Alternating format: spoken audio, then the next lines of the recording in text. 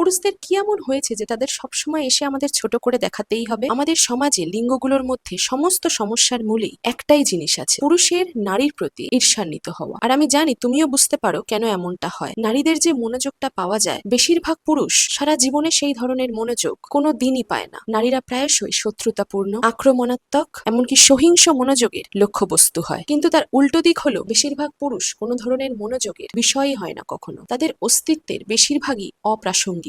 যদি না তারা কোনো কিছু দেয় বা তারা কোনো উদ্দেশ্য সাধন করে, তাদেরকে কেউ মনোযোগ দেওয়ার প্রয়োজন বোধই করে না। তাদের খুব একটা কেউই পাত্তা দেয় না। আমাদের সবারই নিজ নিজ বোঝা বহন করতে হয়, এবং এই পিতৃতান্ত্রিক সমাজই লিঙ্গগুলোর দৃষ্টিভঙ্গি এইভাবে তৈরি করেছে। সেই একই সমাজ যা রক্ষণাবেক্ষণ করে বেশিরভাগ পুরুষ। আমার মনে হয় বেশিরভাগ পুরুষ যদি থেমে পিতৃতন্ত্রের কারণে নারীদের সংগ্রামগুলি পর্যবেক্ষণ করে, তবে তারা এই প্রক্রিয়াতেই তাদের নিজেদের অনেক সমস্যার সমাধান করে ফেলবে। সাধারণত যেটা হয় না। তাই জন্যই নারীদের প্রতি অত্যাধিক মনোযোগ, অত্যাধিক যৌনকরণ পুরুষদের আমাদের প্রতি ঈর্ষান্বিত করে তোলে। নারীরা যত খুশি লোকের সাথে ডেট করতে পারে, তাদের অপশন অনেক বেশি। আর শুধু প্রার্থীদের সংখ্যাই বেশি নয়, অনেক প্রার্থী আমাদের জন্য জীবনযাপনের রকমারি ব্যবস্থা করে দিতে প্রস্তুত। আমার জীবনে এমন অনেক পুরুষ আছে যারা শুধু ডেট করা পুরুষদের প্রতি ঈর্ষান্বিত নয়, তারা ঈর্ষা করে সেই জীবনযাপন যেটা সেই পুরুষটা তার বান্ধবীকে দিচ্ছে। এটা দ্বিমুখী ঈর্ষা। কিছু সামাজিক মর্যাদা পেতে তারা শুধু সুন্দরী নারীদের সাথে থাকতে চায় না, তারা চায় পুরুষ হিসেবে নিজেদের বৈধতা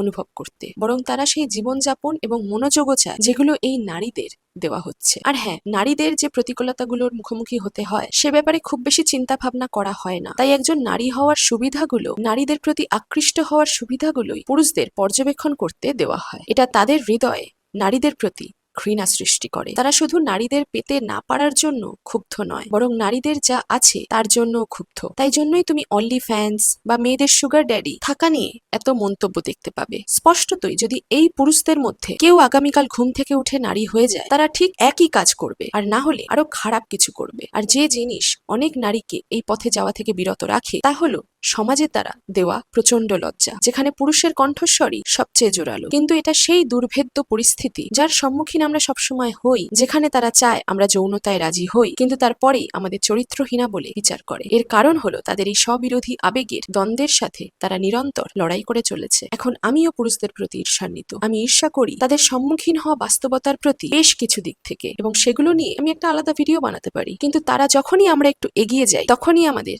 ছোট করে দেখানোর চেষ্টা করে। তার কারণ হলো তাদের মনে হয় আমাদের অবস্থা ইতিমধ্যেই খুব ভালো, আর তারা ঈর্ষান্বিত।